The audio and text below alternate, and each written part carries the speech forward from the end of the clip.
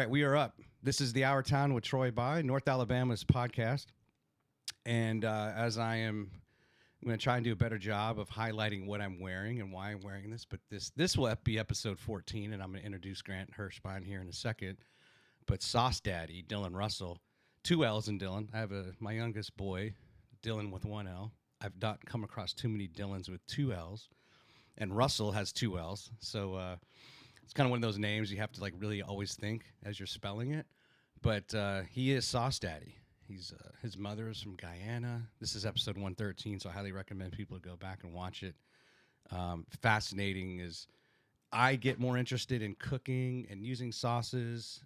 Today, Grant, as a spoiler, we're going to talk about like buffalo wings, right? And that's a central part of the fundraiser that Grant's a part of. But I wanted to give a shout out again to Dylan Russell, Sauce Daddy, and I think he's got something pretty cool and pretty special going on. And I've tried it's lime and basil based. I don't know if you've tried his hot sauce. I'm not usually I'm just like too much of a wimp for hot things. But if it's the right taste, and his taste is really good, and lime and basil are like the key core ingredients that he uses. It's actually a really good hot sauce. Did you know 81% of people use hot sauce in their food every day? I did not know that. Wow. I didn't either. I was like, well, I'm in the 19%. That's right. Me too. I don't do that every day. So highly recommend people to check that out. And I wore this version of my hat just to kind of match it up. So Grant Hershbine is here. Grant is I'm going to pull up your resume if you don't mind. Of course. I saw you had that posted on LinkedIn. Yes, sir. And why don't we go ahead and give a chance to see that? Because I think that there's a few things that we're going to talk about today that are important. But you're graduating next month? That's correct. Yes, sir. Today's April 2nd, and this will come out next week, which is just in time for the fundraiser we'll talk about here in a minute. But yeah, early congratulations. Has it been a grind for you? It has been great. The University of Alabama-Huntsville has just been a great place to learn and grow. Made a lot of my lifelong friends there, so yeah. It's just been a great time. I'm sad to be leaving, but I'm looking forward to the future as well. Take me back to your senior year of high school. Where was UAH in your top 3 or 5 choices, or was it the only choice? It was one of the only ones. The 2 places I applied was Alabama and then the University of Alabama in Huntsville. And it really came down to economically where I could go and be successful. And so I chose UAH. I think a lot of people are kind of, oh, well, I've lived in Huntsville for all this time. I want to go experience something new. I really never had that thought. I really wanted to stay here in Huntsville.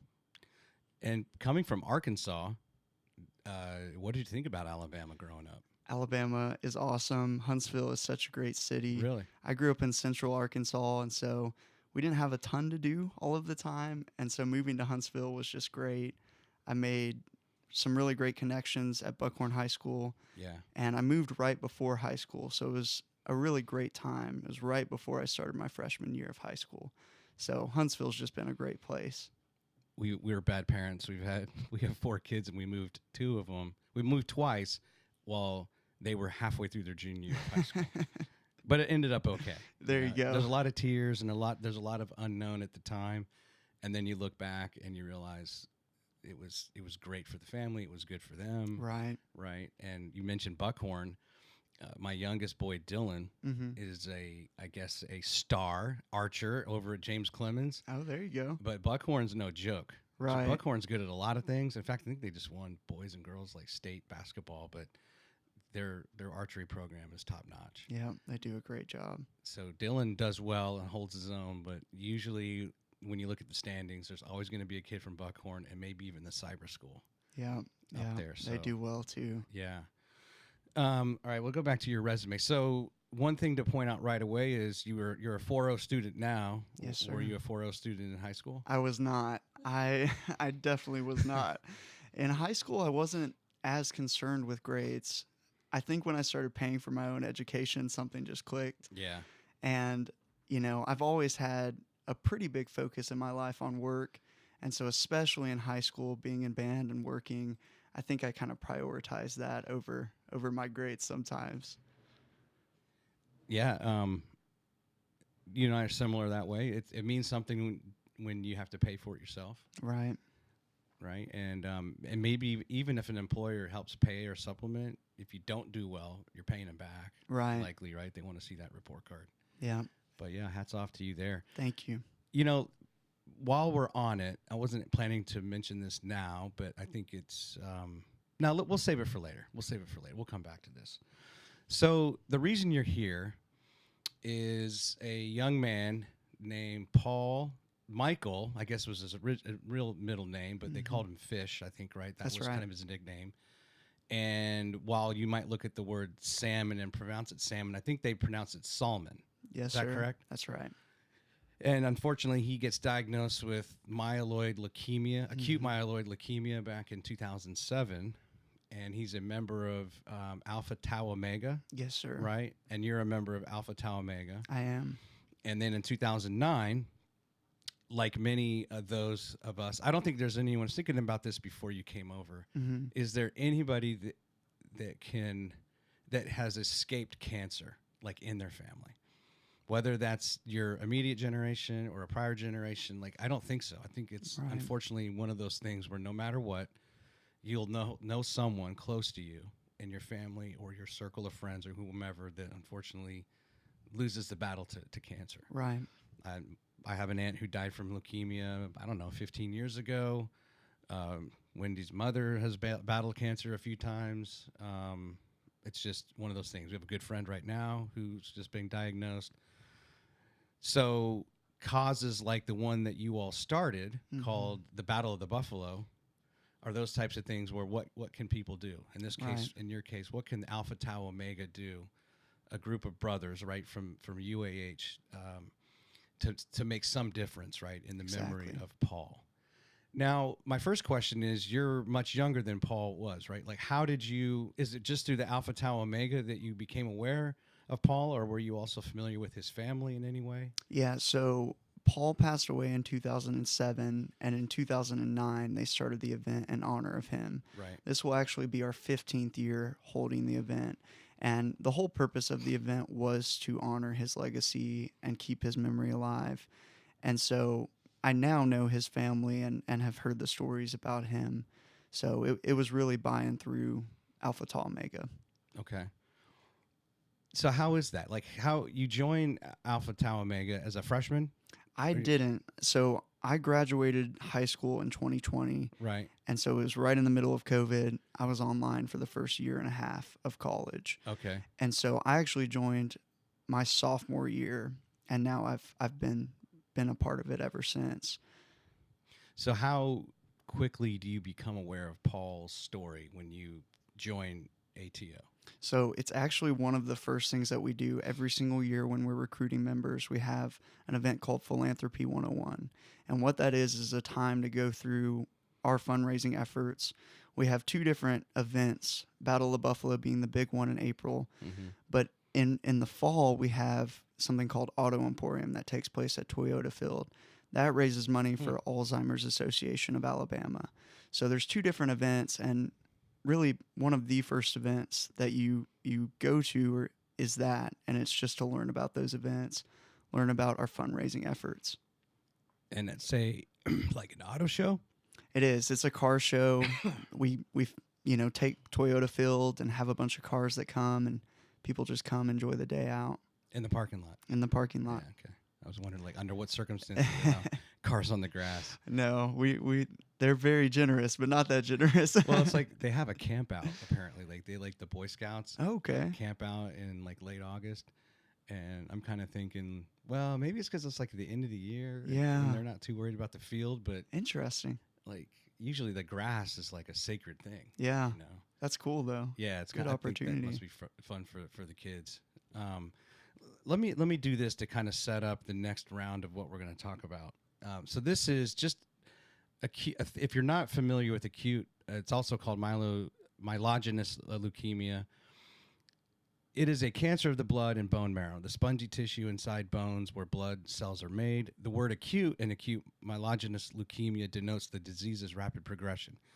It's called myelogenous because it affects a group of white blood cells called the myeloid cells, which normally develop into the various types of mature blood cells such as red, white, and then platelets. Now let me skip down. So here's some of the symptoms. Unfortunately, Paul at some point became aware of: fever, pain, lethargy, fatigue, frequent infections, bruising. Causes: acute myelogenous leukemia occurs when a bone marrow cell develops and changes mutations in its genetic material or DNA. Let's skip down to the next paragraph. When this happens, blood cell production becomes out of control. The bone marrow produces immature cells that develop into leukemic white blood cells called myeloblasts. These abnormal cells are unable to function properly, and they can build up and crowd out healthy cells. Now, this is where this comes to you all. It's not clear what causes the DNA mutations that lead to leukemia, but doctors have identified factors that increase the risk. That's why the Battle of the Buffalo exists. Right, is what are the causes, right? That's about research. Yeah. And I think sometimes people, until it really affects you and you have someone that you're close to, sometimes people maybe don't get that. Yeah. The need for continuing raising money and funds for cancer research. Right. Because it's amazing, right? With all the money raised and all the years have gone by, we still don't know. Right. I mean, I'm sure we've made huge strides in certain areas, and then there's other strides that continue to be made through raising funds. Yeah. Is this something that you have any sort of interest in learning about these diseases and kind of causes through Paul's story? So I can't say I'm very big into the science of it. 70% of the funds that we raise goes more to the treatment aspect of things. They're through Russel Hill at Clearview Cancer Institute, and then 30% goes to HudsonAlpha for cancer research. And so it's been really interesting to learn a little bit about the disease state in order to share his story. Yeah. But it's not something that I am particularly well versed in myself. Right. You want to be a lawyer. I want to be a lawyer. That's right. That's awesome. So it's coming up on August 13th. So April 13th. I'm sorry, April yes, 13th. I don't know why I said it. So here's your website, which is actually really cool. I got that drone footage going. Yes, sir. And it's coming flying in. Help me. So if you were trying to sell me, let's say I'm a sponsor, a potential sponsor, or some very important person in the community that you wanted to make sure I was fully aware of the details, and I'm sitting down with you looking at this webpage. Walk me through what you would highlight as you sell this. So first, I would start with what it is. Battle of Buffalo is a chicken wing festival at the heart of it. And so it takes place April 13th from 12 to 6 p.m. at Big Spring Park. We have 11,000 pounds of chicken wings that will be cooked by approximately 20 different restaurants. And that's 1,000 more than last year. It's 1,000 more than last year. And it's 1,000 more than we really anticipated. But we've had such an increase in the demand and the amount of people that attend, and even the restaurants that want to support. They've asked for more cases of wings, so we have a very generous partner that donates all of those. And it's really just a community event to come out, look at all the vendors, hang out in the kids zone, grab some chicken wings, just fellowship with others. And so that's a little bit about Battle of Buffalo. So I think it's Sanderson Farms? Wayne Sanderson Farms. Wayne Sanderson Farms. Yes, sir. They're donating the meat. They are, and they have several locations: Decatur, Albertville. So it's locally sourced as well. So it comes in boxes, 50-pound boxes or whatever. Right. And then the people sign up, those who would like to participate in the competition. Right. And so everyone's getting the same meat. There's no sort of advantage that way. There isn't. So all of the wings are the same, and then there's 275 cases that are distributed between all of the restaurants. Each case is 40 pounds of jumbo wings. Okay. And then they choose how to sauce them, how to flavor them, and that's where the competition kind of comes into it. Yeah. How they prepare it and how they sauce it. And everyone just gets one case. They get 40 wings, or they get as many as they want. It depends on what they pay. It depends on what they want. So most restaurants are somewhere between the 10 to 20 cases. It kind of just depends on, the size of their restaurant. There's some that cook on site, and there's others that cook in their restaurants. And then we have runners that go pick up the wings, bring it to the event, and serve them. So are the rules such that they have to kind of receive them that Saturday morning, It, or the logistics of it, so the next Thursday is when the shipment will come in, and then we deliver them. Most of the wings will go out that Thursday, but some, request that they come in the day of. Kind of okay? just depends what they want. And then there's spicy, non-spicy, just all kinds of different stuff. Everything. And then there's also vendors. There's food vendors. Yeah. And there's non-food vendors. People, come out and they sell candy apples, and Chick-fil-A will be there this year. So Yeah. there's a wide variety of food that you can get in the park that day. So what's the demand like from? It's what, $15 to go in and participate in this and eat, I guess, and sample the wings. Right. So $15 is only if you want to eat the chicken wings. The festival itself is free. Gotcha. That's only if you want to eat. And then the day of, the price will go up to $20. I see. Yes, sir. So early bird. Early bird is the way to go. It helps us prepare a little bit better.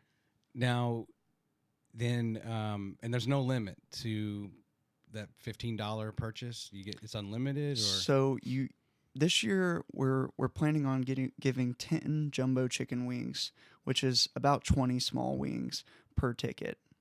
okay. Yeah, and That makes sense. kind of the idea is that you try a bunch of different restaurants. We don't want to limit you to just one restaurant or one type of wing. We want you to get to try different ones. Sometimes there are restaurants that you may not think are wing restaurants that sell wings.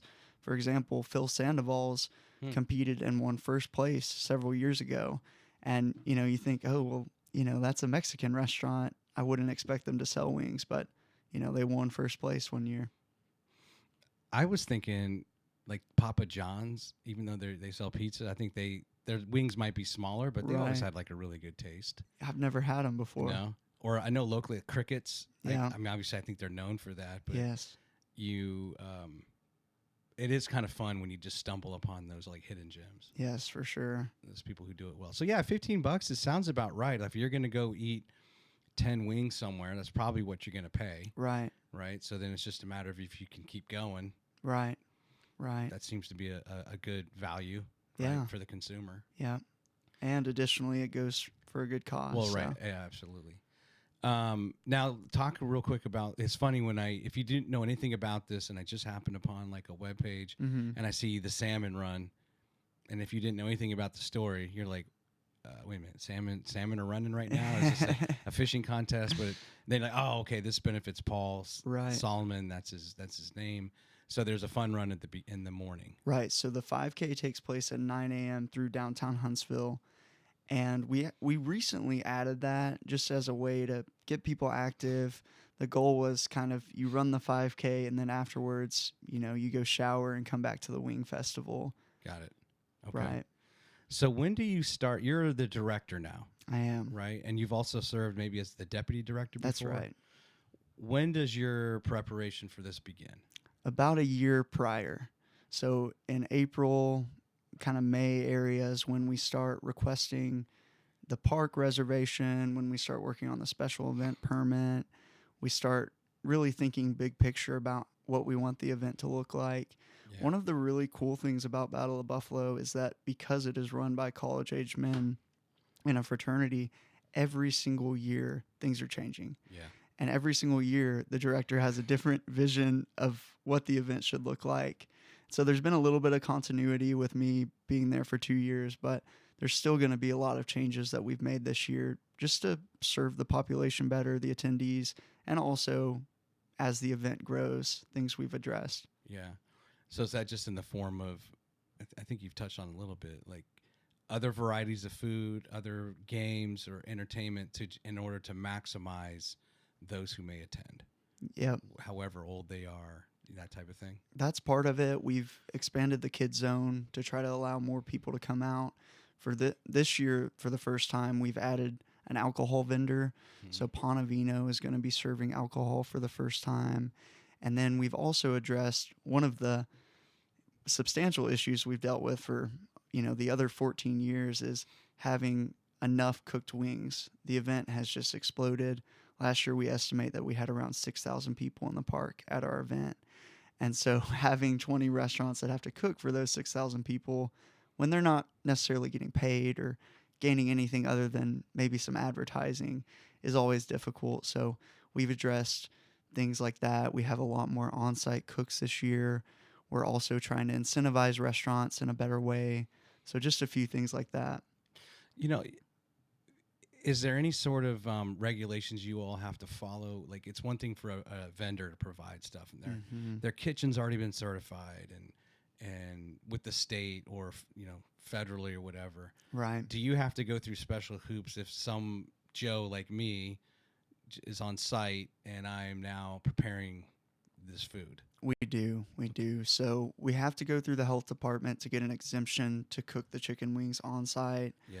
There's also all kinds of things we work out with the city, such as sales tax, and we give them lists of the vendors and we give them lists of the restaurants. So there's all kinds of components, even putting up a tent. They want to know where the tent's going to go and make sure that it's not, there's not a stake being dug into a line or something like that. So there's a ton of different aspects to it that we work out, mainly with the city and then also with the state and business licenses and things like that. Wow. So it almost is like your house. If you're putting in a fence, they come and mark the grass, and that's exactly right. You have to know where to not put a stake. Right. And they have to come out and do the painting and all that. And then you work with a different department when you need water. They come and do a walkthrough with you. If you need electricity, you meet with another person. This year we're using the city's outdoor stage. So this Friday I'll go and do a walkthrough with them, make sure it's placed properly and not interfering with the art museum. Yeah. Yes, it's a lot of stuff, man. A lot of stuff. That's good experience for you. That's right. Right? Now you're going to know what it's like to be the CEO of downtown Huntsville. Yes, or sir. Whatever they do, right? As far as, the big music festival's coming. Right. They already had Panoply, but now they're up in their game. Yeah. Or other. So have you learned from other events, or do you all as a committee learn from the other things that happen at Big Spring Park? Are you kind of taking notes? And it may not be, of course, wings, but just the certain elements that you learn from other things that are hosted there. Definitely. And in addition to what we've done in the past and kind of taking notes and reevaluating, we attend a lot of festivals to try to just go see what others are doing. And you never know when you're going to just stumble across something. Like we were at Whistle Stop and we were having an issue with trash collection last year. And I just saw a guy out there with a garbage truck. And I was like, man, we should just reach out to the city and ask them if they can do this. And they were perfectly fine with it. So you never know when you have some issue that someone else has already thought through and figured out. Yeah. And you go to an event and there's your answer right there. So the people came and threw their trash into the truck, or just made a couple passes like during the event? They would have like 20 cans out, and then they just had a guy that would come and bring it to the garbage truck. Oh, wow. So that's kind of what we're going to implement this year. That's What about what have you learned from the whole, I don't know what they call it, Johnny Blues or porta potties? That's something I think that a lot of time is overlooked. Yeah, so we use the mobile restrooms there in the park, and then we also supplement with porta potties. And you never can have enough is what we've noticed. We've done 4 additional porta potties. We've done 6. This year I think we're doing 8. Yeah. And it just seems like they're constantly being used. So, and especially with alcohol this year, we want to make sure we have plenty of access. Yeah. I won't throw them under the bus, but we kind of attended an event the other day. It was an outdoor event. Yeah. And you kind of start looking around where is everyone supposed to go to the bathroom? And then maybe 2 hours into it, there's some building that was very nondescript. Yeah. You didn't even think it was even accessible. Right. It was more on a farm. And after the fact, 2 hours into it, oh yeah, by the way, if you need to use the restroom, it's over there through the door. Well, that would have been great to tell people. Yes. You start thinking, I'm going to need to get in the car and drive down the road, if anyone needs to use the restroom. Especially for a director that's maybe never been a part of Battle of Buffalo or wasn't super involved. It's really difficult because you may not know that that's an issue until the day of. So we try to really think through every single moment of the event. Whose idea? I really like how you guys, rather than saying it's the first year, the 4th year, it's round 14 or round 15, as if kind of we're in a boxing match or a battle. But where did that come from? Have you been able to glean? Right. So that is a playoff of the competition of the Wing Festival. Okay. So this is round 15 or year 15 of restaurants competing for the title of Best Wings in the Tennessee Valley. And it just kind of keeps going. It just keeps going. That's right. So hopefully, the hope is that in 10 years I'll come back and, the things that we have built and the preparation that we've done will help those guys be even better. One of the ways that we're trying to kind of look to the future is we've actually started our own nonprofit. It's called the Paul Salmon Memorial Foundation. Right. And that's going to just allow us to raise more funds. We are a fraternity and we are 501c7, which means that anyone who donates to us does not get a tax deduction. So we've made our own separate legal entity in order to allow people to donate, get the tax deduction. And it'll really allow a lot of bigger businesses in town to be able to donate. Does that also, as a C7, then like whatever money you collected before, because now you'll be a C3, right? The new thing, Right. So as a C7, you can have a fundraiser and have all this stuff, but you have to immediately show disbursement of funds out to the receiving entities. We don't have to, but that's our plan, is to Right. just immediately turn around and take that money to the nonprofits that we do support. Or I guess in other words, as a C3, then you have more flexibility to kind of show operating costs. Yes. And management, costs and things like that of like operating the nonprofit. Right. Or a C7 is potentially more limiting. Right. We've been lucky with having 15 years of history. A lot of businesses do trust and put their money, there and sponsor the event. But that's always an issue when you're a fraternity. A lot of people have, misconceptions or preconceived notions about what a fraternity is, what they do. And, some of those may have been earned by others, but especially at the University of Alabama-Huntsville, Greek life is awesome. They do a lot of great work, not just our organization, but beyond ours. Mm-hmm. Yeah, I can imagine. You better not be buying beer with this money. Right? But that's a big thing for people, right? I mean, a lot of it is they're going to think about kind of philanthropically each year. What am I going to do? Who am I going to give to? Right. They may budget that accordingly. Yes. And then ultimately there is a benefit to charitable giving, right? On your taxes. And so that is probably a bit of a hang up, as much as they want to help the cause and hopefully find a cure. Yeah. There's also that we're all stewards of our own finances and trying to maximize that. Right. One of the ways we have been doing it is we have companies that may not be able to donate to us just direct donate to Russel Hill or HudsonAlpha, and that allows them to get the tax deduction, and we still count it towards our total raised. How long did it take to apply for and receive the C3 status? Is that a long thing? It was a labor of love. Really? So there's a form called the 1023 that the IRS has you fill out. Now there's a 1023 easy you can fill out, but only if you expect to take in less than $50,000 a year. Thankfully, we are taking in more than that, but unthankfully, we had to fill out the super long form. Okay. And the IRS has taken forever. We submitted that in September of 2023, and I believe last I checked, they're working on like maybe June of last year right now. So we still have a few months out before they'll even get to look at it. Yeah. Have you ever been to Washington, D.C.? I've been to D.C. once. You ever seen those government buildings? I have. And the thousands of people that come in every day. Right. Yeah, things take time. Yeah, unfortunately. that's right. In a big bureaucracy with lots of people, right? For sure. So how many people are on the committee? So as the director now, right? You're in charge. You're kind of ultimately calling the shots, right? Making the final decision, or maybe it's a committee level. But talk to me about your team. So we have the structure that we have laid out is we have committee heads, and then under them are members of our chapter that want to serve on a committee. Mm-hmm. So, for example, we have a communications committee head who's responsible for all of our media, scheduling appearances, things like that. We have a finance committee head, which he's kind of been my right-hand man, getting, donations and sponsors and things like that. We have a restaurants committee head who is kind of the guy that goes and asks the restaurants to compete. And then we also have an operations guy. His entire job is day of, what's it going to look like? How are we going to make sure that everyone has a great time at our event, has everything they need? Little things like having ranch with your sauce have to be thought about and purchased, and there has to be a way to distribute them, things like that. So that's a little bit of our team. We also have a deputy director right under me, And the whole point of that is to hopefully teach him how to lead the event so that then he can take it over next year. Yeah. Kind of going back to the commitment. Mm-hmm.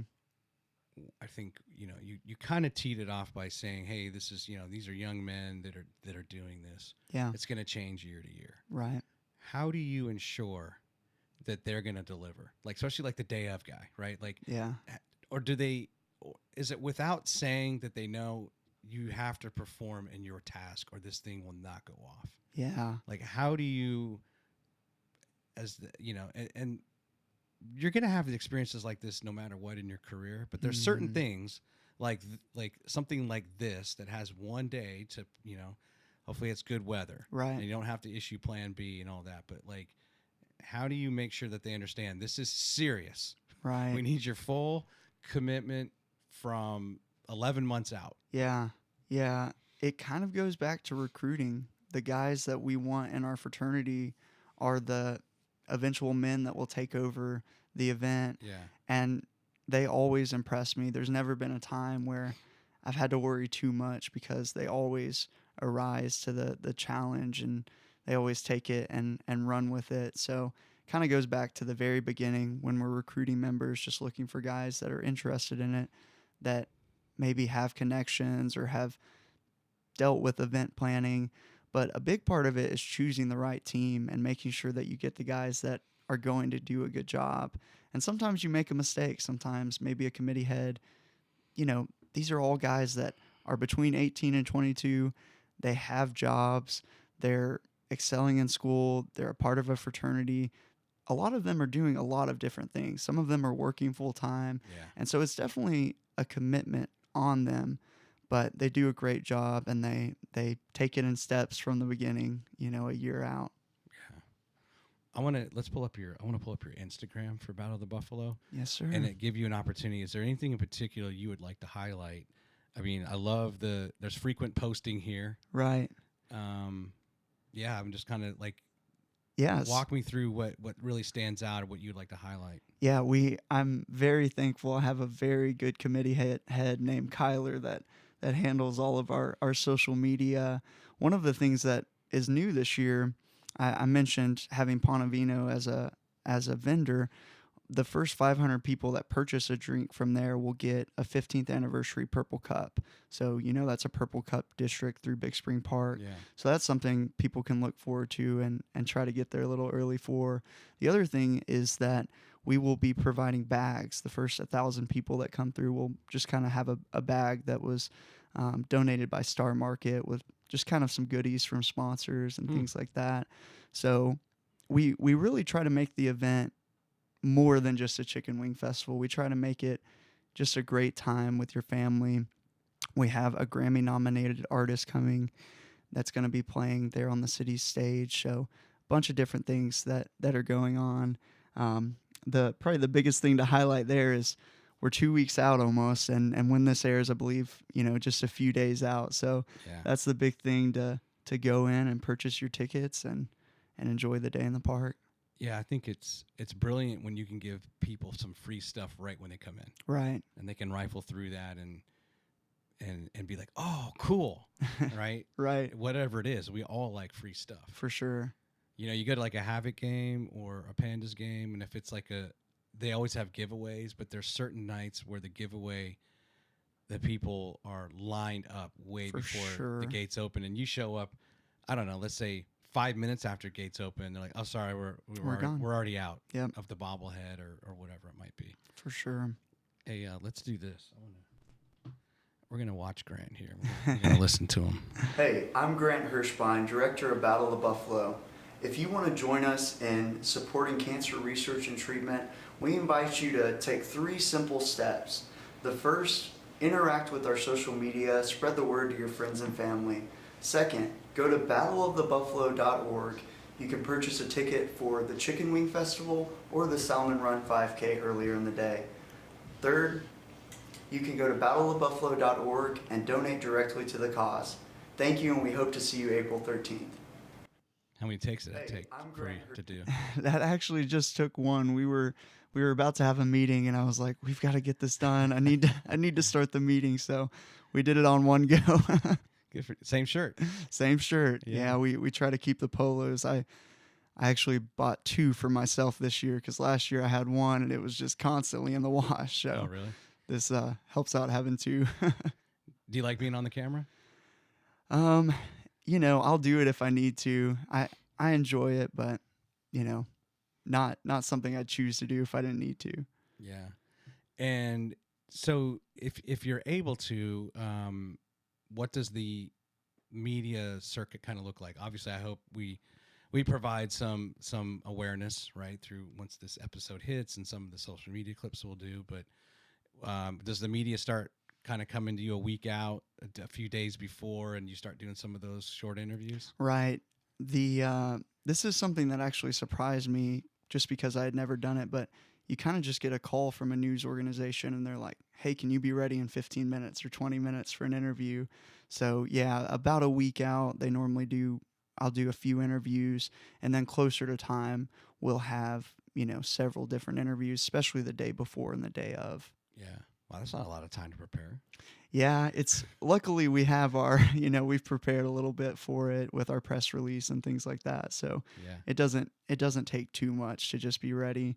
But I mentioned the second polo. I keep one in my car just in case. Nice and clean. You and never know. it's ready to go. That's right.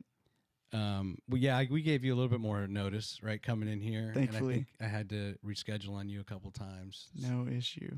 Life and work gets in the way. That's right. Does the fundraising then also start 11 months out, or is there some period of time or the year are you getting a lot of donations in December when people are trying to do some charitable giving and get credit for that tax year?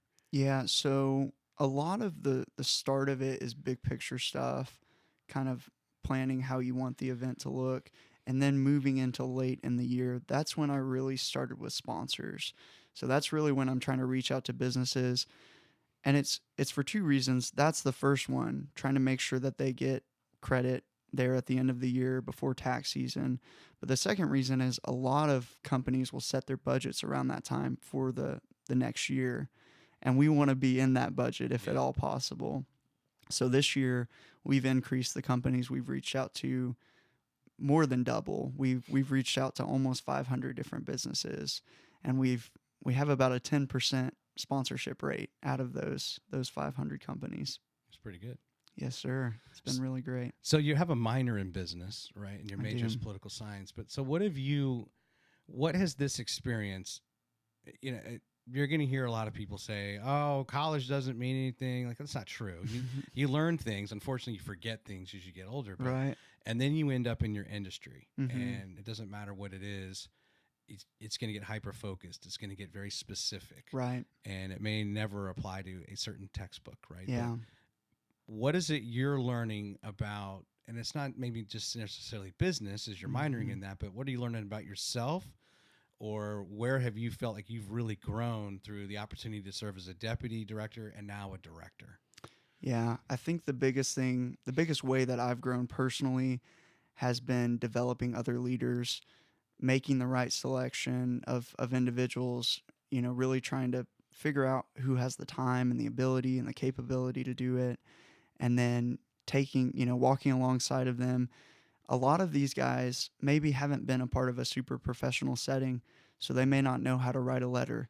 They may not know how to make an email signature. So there's a lot of things that I have tried to do to try to not only prepare them for Battle of Buffalo and make us look like a professional organization, but also prepare them for when they get into the workforce.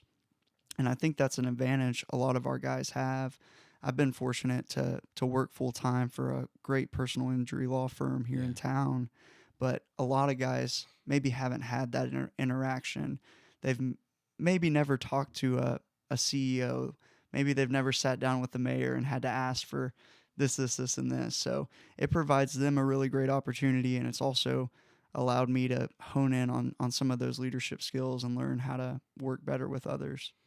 Do you have any specific interview tactics that you like to use as you try to really understand kind of like what's in front of you and this person, and do they have what you're looking for? Yeah, it's kind of funny. They're actually appointed, so we don't really do any interviews. A lot of it is just kind of seeing how they interact with others and maybe how they've helped in the past. So it really is kind of just knowing your brothers and knowing what their capabilities are and their strengths, and finding the place that they can fit. We have a chapter of 70 guys, and every single one of them brings really great opportunities to the table. They have different connections. So your job as director is to figure out, how can I leverage these to help Battle of Buffalo? How can I teach them? So we try to make it both a teaching moment, but also a, kind of what can you do for Battle of Buffalo? Yeah. I'll give you some hiring advice if you want to hear it. Yeah. One thing that I've really learned, and not everybody does this, because typically I shouldn't say typically, but a lot of the times there's too quick of a decision that needs to be made, because you're, depending on what business you're in, you're potentially losing revenue every single day that you don't have someone in a position, right? Right. So what ends up happening is I feel people don't spend enough time with the person that's interviewing, right? Yeah. The interviewee. And, the reality is that interviewee is going to show up and dress differently than they normally do. Right. Depending. They're going to dress up, and some people look extremely uncomfortable in dress up clothes. They may go to church twice a year. They may only dress up for a funeral. And you can tell when the suit doesn't fit. Let's just say for men, right? The suit doesn't fit, and you can just, that tells you something. And just like, how is this person, I want this person to be comfortable. Right. So number one, I'm looking for, how do I get this person to be comfortable? And usually that means I need to talk to them 2 times, if not 3 times. Because on the second time, they're probably going to dress down a little bit, because they feel like human nature, I've already built up a rapport with this person. And now it happens every time. They never dress up to the nines like they did the first time. Right. And then they start to show a little bit more of their personality. And, like, let's say in the world of like software, like software developers wear jeans and a t-shirt, if that, to work, right? Right. Dress up like that. I don't care like what you're wearing, but I want you to be comfortable enough in your skin that when we're talking, you're not worried about those things, and you're sharing what you know. Exactly. And so my thing is always 2 interviews, sometimes 3 interviews. Right. And because 1 interview is not enough. Right. And then they start asking the interesting questions, or you start to see their personality kind of come out. Right. And then you might a lot of times realize, this isn't the right person, or this is exactly the right person, right? Yeah. And because sometimes that first impression is not correct. Right. And I get a little bit lucky because they don't even know that they may be up for a position. That's true. And so I get to just see, who they are and what qualities they have. And they may not even know that, I'm thinking about choosing them for a position. So Yeah. I get around some of that in that way. Tell me about, so what's the relationship right now with the Salmon family? They are awesome. Mike and Nancy have just become, great friends of mine. We've worked really closely together. So Nancy serves on the board at Russel Hill Cancer Foundation. She also is serving on our board for the Paul Salmon Memorial Foundation. And so we've just had a lot of opportunities to talk, and they've helped me a lot with the event. They've been there the entire time. In fact, Nancy tells the story really well, but the first year they didn't really know that they were holding an event. They were just invited to this event. They had no idea it was in honor of their son, or that it was a chicken wing festival. So it was supposed to take place at UAH, and it was actually in the middle of a tornado warning. So they moved it into the bottom of Shelby at the University of Alabama-Huntsville. So kind of a little funny thing they stumbled upon. And then they got to check or realize they were going to be the beneficiaries. Right. Or the proceeds were going to something. Exactly, in honor of their son. Was Paul an only child? Paul is not. Okay. There's actually they've got several kids, and Paul's dad was an ATO. Paul was an ATO, and then their daughter married an ATO from the same chapter that Paul was in, our chapter. Gotcha.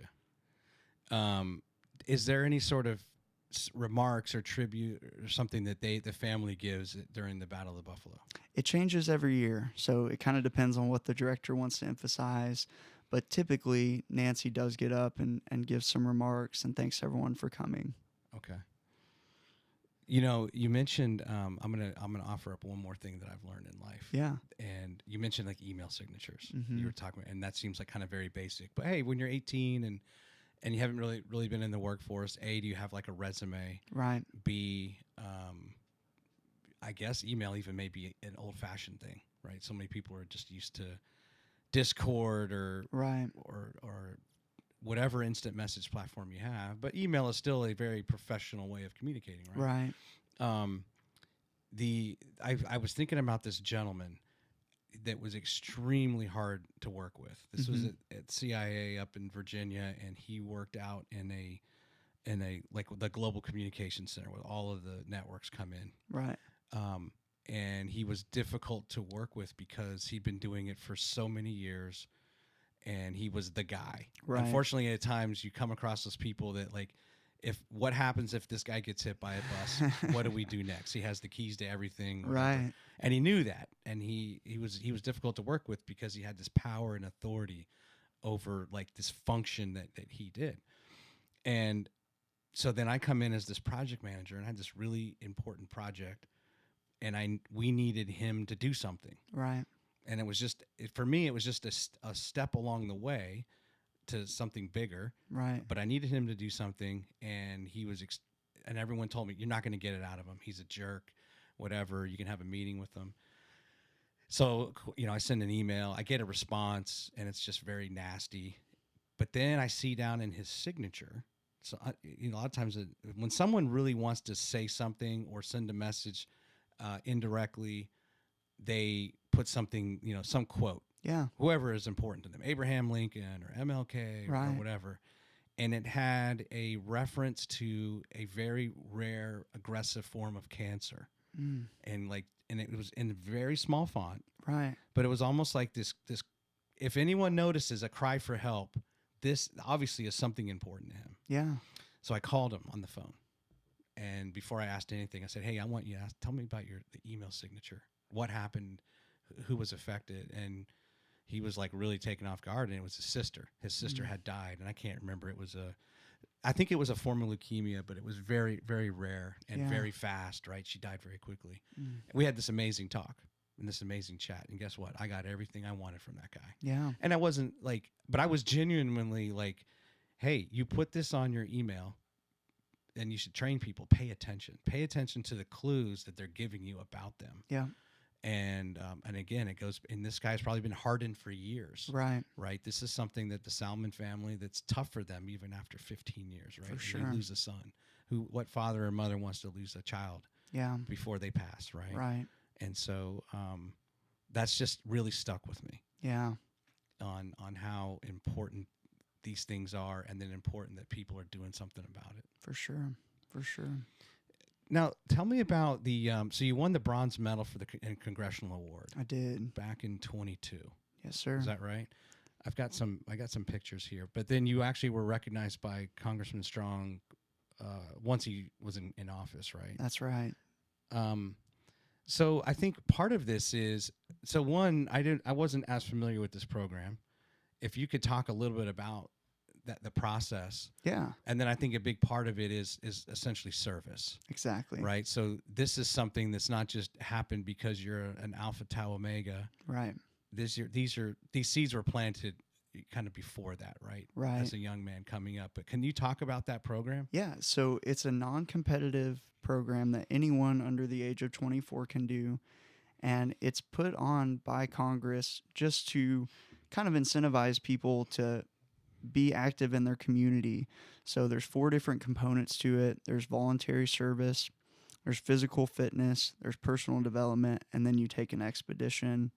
And here's the program, by the way. Exactly. As a backdrop, sorry. Yeah. So the thing that you have to get the most hours in are, community service and volunteer service. And for a lot of people, they're doing these things anyway. So it kind of is just a way to recognize people that are doing these things already. For my personal development, I worked a job. I tried to advance my career.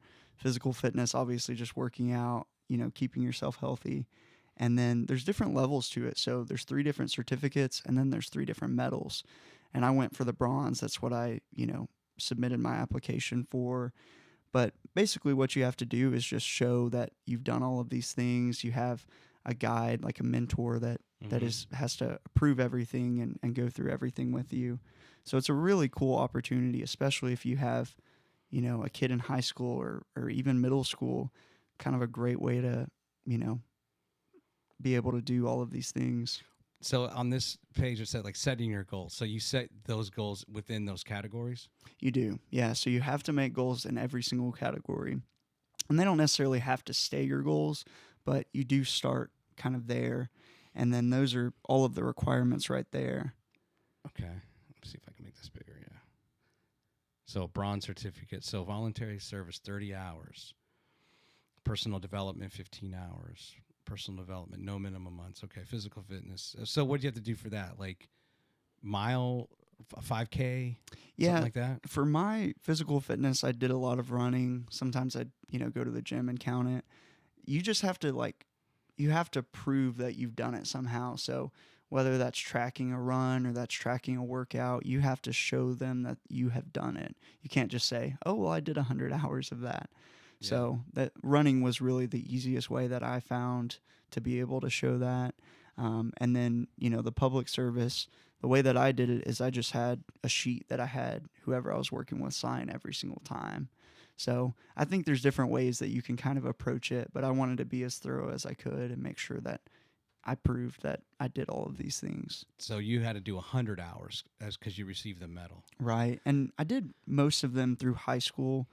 Some of it bled into college, and I ended up applying in college. But you had to do it over 7 different months at a minimum. I took much longer than that. Yeah. I think I did it over maybe a year and a half or so. Expedition, the 2-day, 1-night trip. What did you do for that?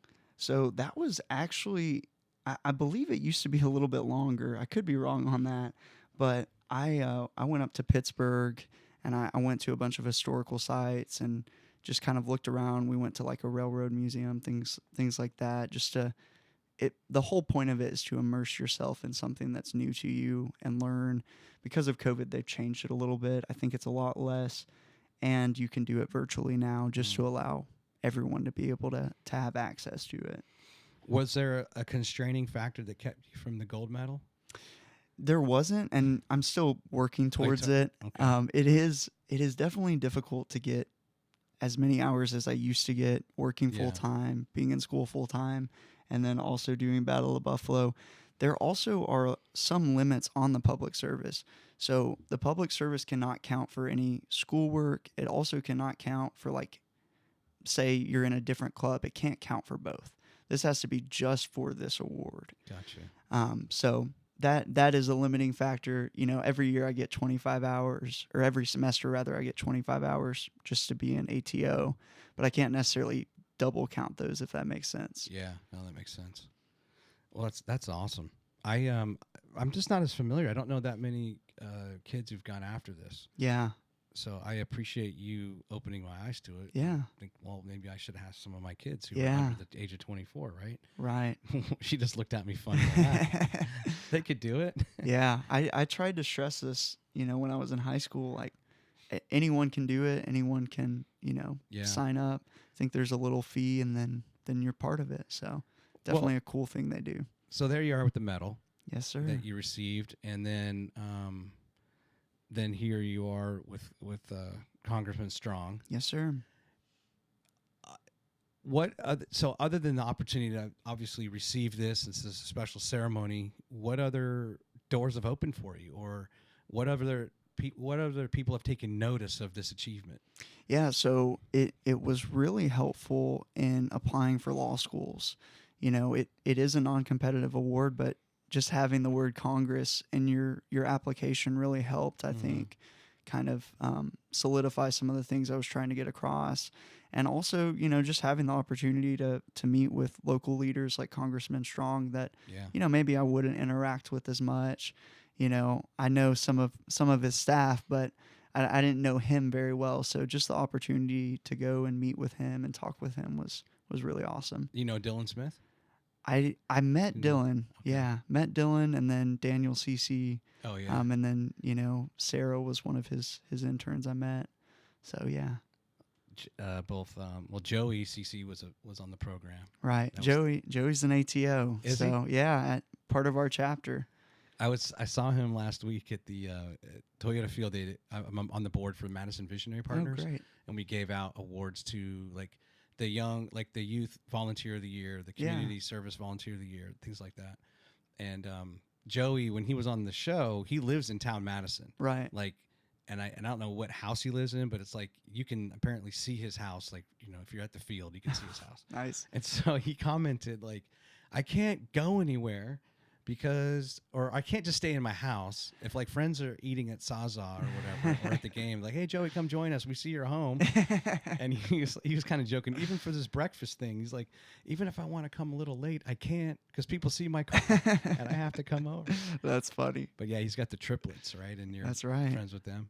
Right. And then Dylan at the time was, of course, this is back when Dale was just the county commissioner. Uh-huh. And Dylan came on the program through his work at on Yellowhammer News. Okay. And stuff. And now he's like, I guess, like a chief of staff, if you will, for Right. operations here. Yeah. Good team there. Good team. Yeah. And Dale, we were up at Pablo Sandoval's one night, and I saw him eating dinner with his wife and his daughter. And then I go up to D.C. quite a bit, and I get on the plane, and there he is, Congressman Strong. Hey, man. Yeah. And then on my flight, actually, the last time I went, Senator Britt nice. Was on the same flight as me. So it's just kind of fun, like when you live in a little bit smaller city. That's right. That you get to run into these influential people. Yeah. More often than not. That was the first time I met a senator, was Senator Shelby, and was flying back from D.C. Oh, and really? It's a funny story. He had actually spilt a little bit of coffee, and he's like, I apologize. I just look like a mess. It was kind of a later flight, from D.C. to Huntsville. But, yeah, that is one of the really cool things of our community, and having such a great airport that's, really exploding, it seems. Do you have political aspirations? I'm not sure. I don't know that that's where I'm going, but we'll definitely see after law school. Yeah. So where are you applying for law school? So I applied to 2 different, and I've been accepted into both. I applied to Alabama and then also Cumberland. Where's that? Cumberland's in Birmingham with Samford. It's in conjunction with Samford. Okay. So kind of making that decision this week, actually. Really? Yes, sir. Are you gonna do like a You should do this on camera where you have like a hat from the school, and you make your decision. Yep. You should do that. Yep. Post that on social media. I'm taking my talents too. That's right. Sorry, when I think, how like we've only lived here 2 years, and when I hear Cumberland, I think of Cumberland, Maryland. So right. I always have to catch myself until I become more aware of everything that's here in Alabama. Right. Well, that's exciting for you. I know it's probably a little bit agonizing. Right. It's a difficult time. I'm about to graduate, and so I'm trying to complete a lot of, honors requirements and things like that. And then Battle of the Buffalo is coming up, so law school's kind of been pushed to the side after I got accepted, but now I have to make a decision and find a place to live. So I know you work for a personal injury firm? That's right. What is your goal beyond law school? Like, what kind of law do you want to practice? So I work for Morris, King & Hodge. They hired me when I was 18 years old, and 6 months after I started there, they offered me a full-time position. So I've been full-time for around 3 years at that firm. And, a lot could happen in 3 years, but my hope is that I could just come back and work for them. They have just been awesome to work for. They've taught me a ton. Mm-hmm. They've, seen me at a young age and kind of helped me, become who I am, and they've supported me in a lot of different ways. So I've always been very thankful to them. So just kind of, latch onto that organization and just see where your career takes you. Right. So, definitely during law school, I'll go and intern at other firms and see what's out there. But, that feels like home, Yeah. How competitive, not giving any like sort of shine to any of the other personal injury lawyers, but it seems like it's a very competitive space. Right. Or is it not that competitive because there just is so much work and there's just everyone's getting their piece of the pie? I think it's a little bit of both. it's definitely difficult to get a case. I mean, that is it takes a lot of money in marketing and word of mouth. Yeah. And so there are a lot of personal injury lawyers, but one of the things that I've been very fortunate about is they do things the right way. You know, the very beginning of the case, they work to build it. And so when someone comes to me and they're like, I've been injured, I never have any qualms about saying, hey, like these are the guys, they're going to take care of you and make sure that you're fairly compensated. Yeah. Okay. Let me show a couple other pictures. I just want to get your commentary on them. Yeah, sure. Tell me when this occurred. I pulled this from your Instagram. Yeah, so this is Boise State. When I was a junior in high school, we went down to Alabama, and I was running, I believe, for the Court of Appeals. And so this was one of the speeches that I gave there at Boise State. And Boise State is what? Boise State is, so every high school is allotted a certain amount of people. I think we had 3 or 4 based on the size of buckhorn that we sent. And it is put on by American Legion.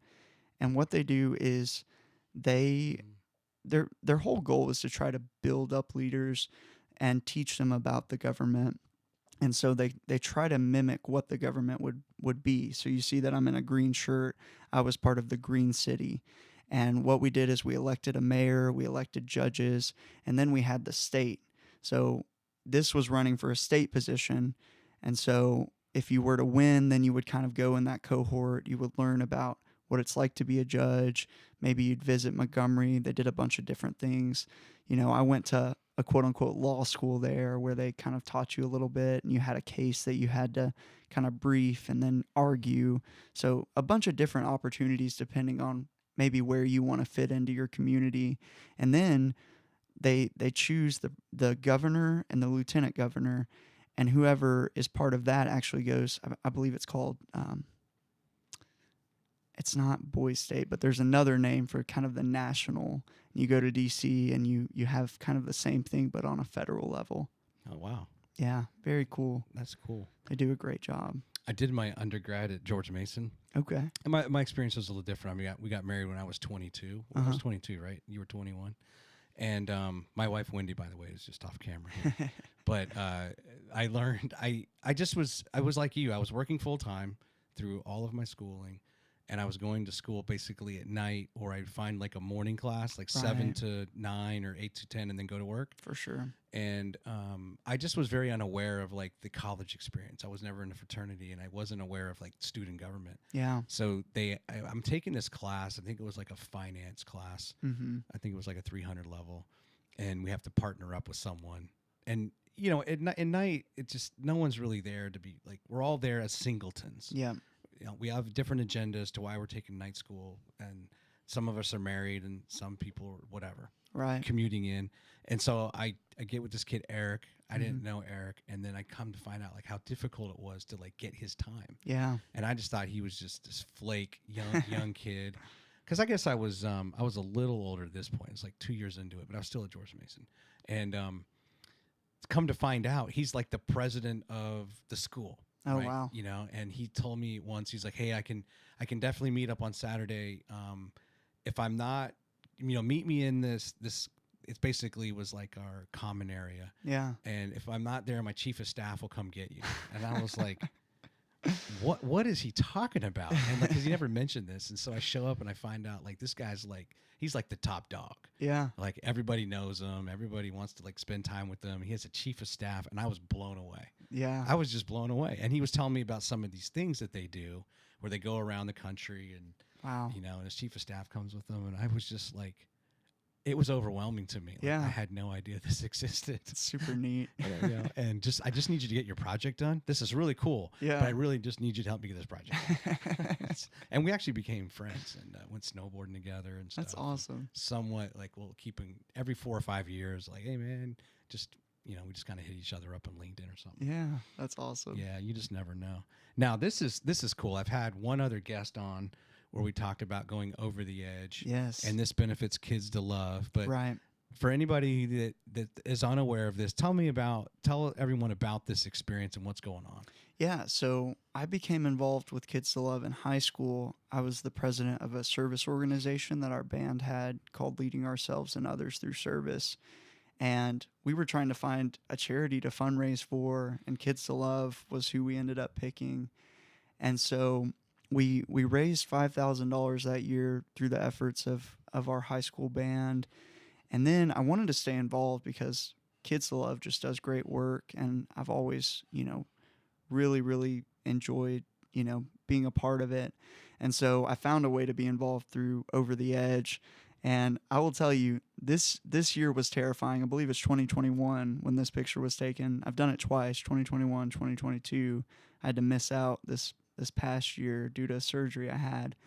But the moment that I went over, it just started raining. I could see the raindrops on it. And I was quite literally like, all right, guys, y'all are going to pull me back up, right? They're like, oh, no, it's more fun this way. Like, just go down. And, for those that don't know, Over the Edge is at the tallest building in Huntsville, at the Regents building.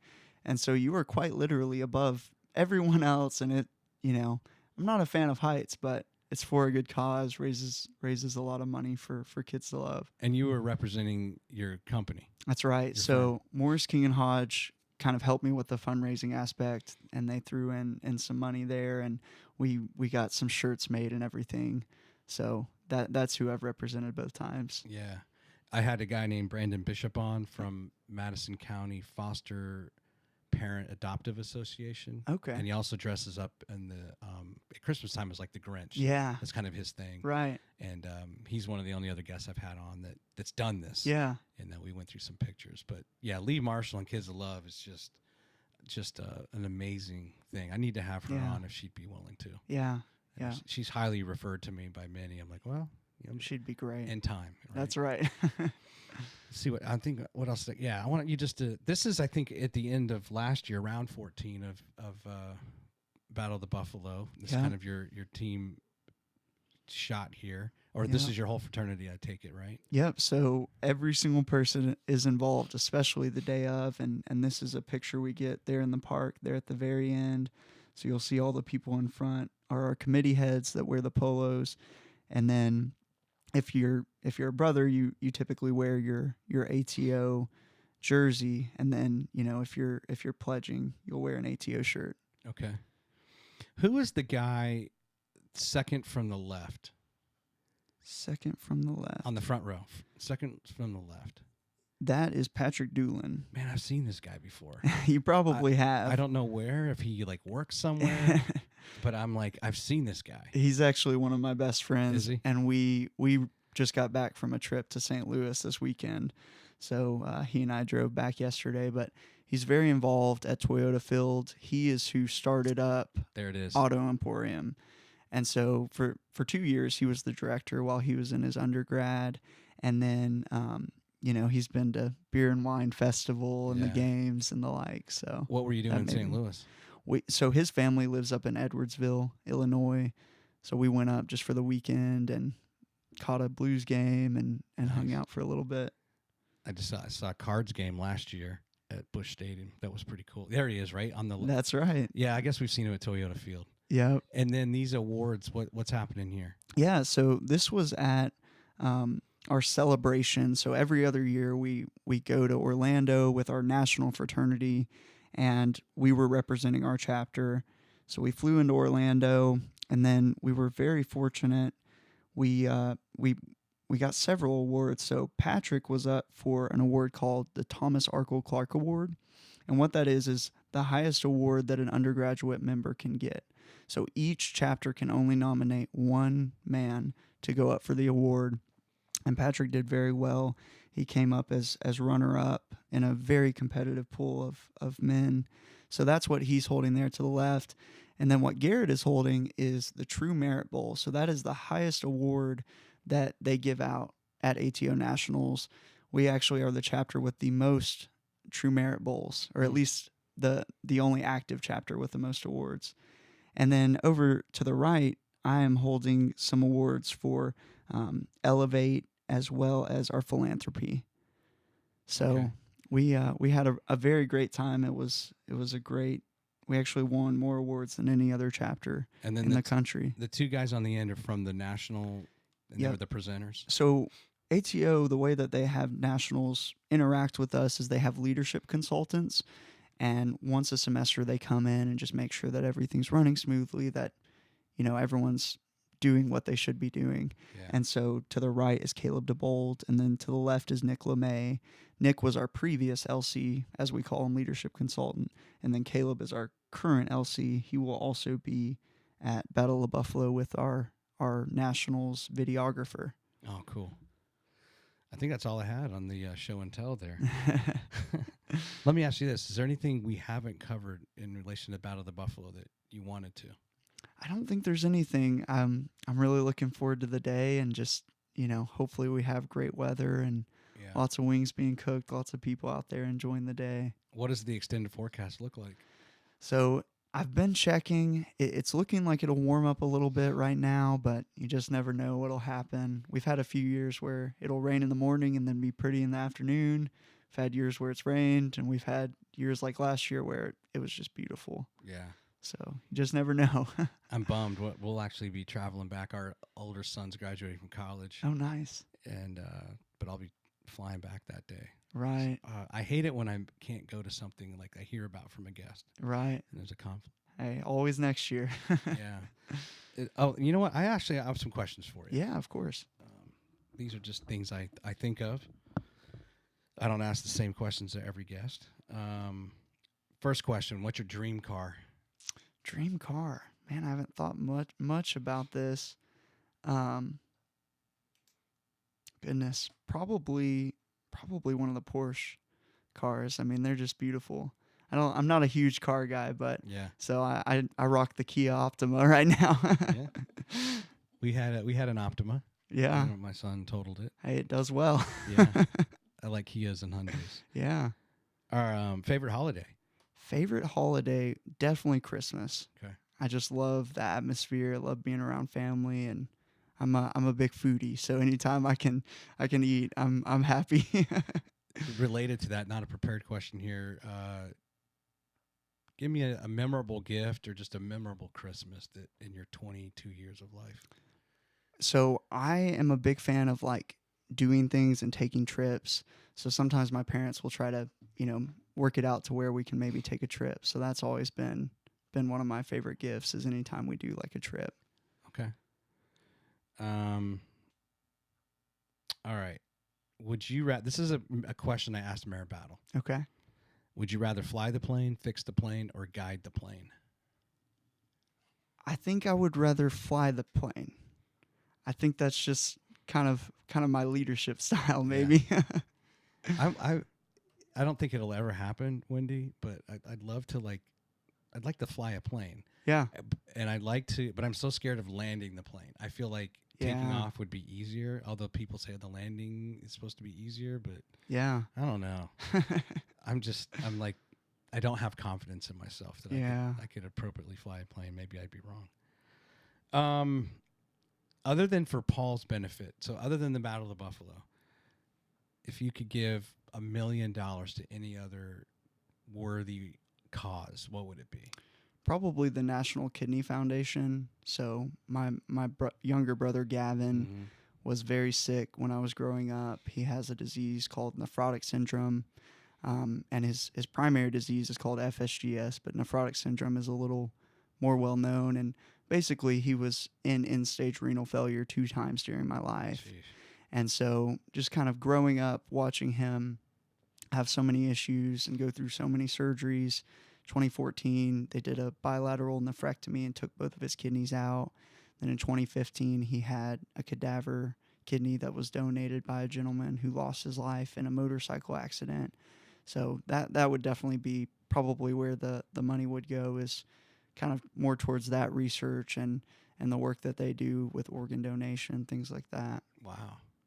Now, did you say you donated something too? I did. So Gavin entered into end-stage renal failure going kind of the end of 2022 into 2023. So he only had the one kidney that was the cadaver kidney. Yeah. And it lasted for 8 years really well, really didn't have any issues. But the very first day of 2023, he suffered some tonic-clonic seizures. He ended up in the MICU, just completely unresponsive. And it was one of the several times in my life where we were told, we don't know if he's going to make it. We don't know if he's going to pull through this. And so I almost immediately, when that happened, began the testing. And I ended up being the only perfect match that we tested, to my knowledge. There's HIPAA regulations, so I don't know if there are others out there that may have tested, but I was the only one healthy enough in my family. I was the only one old enough. And there were 2 treatment centers that I tested at. One of them didn't let me go very far, and then one of them, ended up doing the donation. Wow. In June of last year. Good for you. Yeah. How's he doing now? He's doing great. He actually, we kind of have this competition because we go and get our kidney function tested. And recently his function's been a little bit higher than mine. So we kind of have a brotherly competition to see who's, it's called GFR, is better. Yeah, good for you. Thanks for sharing that. Yeah. Is there anybody in your life that you'd like to go back and apologize to? That's a great question. I can't think of anyone off the top of my head that I would go back and apologize to. I try to definitely do that in the moment when I, may feel like I've messed up or wronged someone. Okay. That's a good answer. How do you want to be remembered? I want to be remembered as the guy that always gave his all, was always there for people, was always, trying to better his community and his world, whether that's through my work or fundraising or just, life in general. Where did that come from for you? Did you have a role model or someone in your life that you revered and thought, man, I want to model my life after that person? I've definitely had several mentors. I think probably the biggest one is my high school band director, Jacob Souter. He really, taught me about leadership, about servant leadership. And, he's the gentleman that started the organization I was talking about earlier, leading ourselves and others through service. Yeah. So I think, just kind of his example. He also was an ATO. He's the reason I'm an ATO. He really tried to encourage me to check it out. I've always been kind of on the nerdier side. So I was like, man, a fraternity is not, my speed. That's not what I want to be a part of. But he was like, no, you have to check it out. Like, this is something really special. This is different. So definitely having someone like that in my life was a big part in who I am today. Yeah. So by the time you're 30, give me a goal, something you want to achieve by the time you're 30, if you've thought about it. That's a great question. I would really like to be at or near a partner of a local law firm in town. Okay. Yeah. Good goal. Yeah. It's an ambitious goal.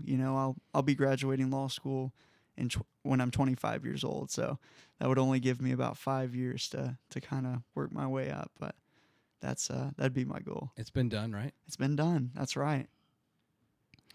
Well, Grant, it's been a pleasure having you. Thank you for having me. I appreciate it. I tip the cap to you. I've mentioned this to so many guests where I truly am inspired when I interview people and I learn about people. You got a great head on your shoulders. Thank you. And, to hear someone, a story somewhat similar to mine, like, you work full time and you're going to school full time and it's hard. Right. But the rewards are there, and it's great to see the achievements. It's great to see you be involved. And I'm sure your parents and, your brother and other people are proud of you, right? And, so I commend you. Thank you. For the example and the opportunity to do a little research on you and learn about Paul's story. Yes, sir.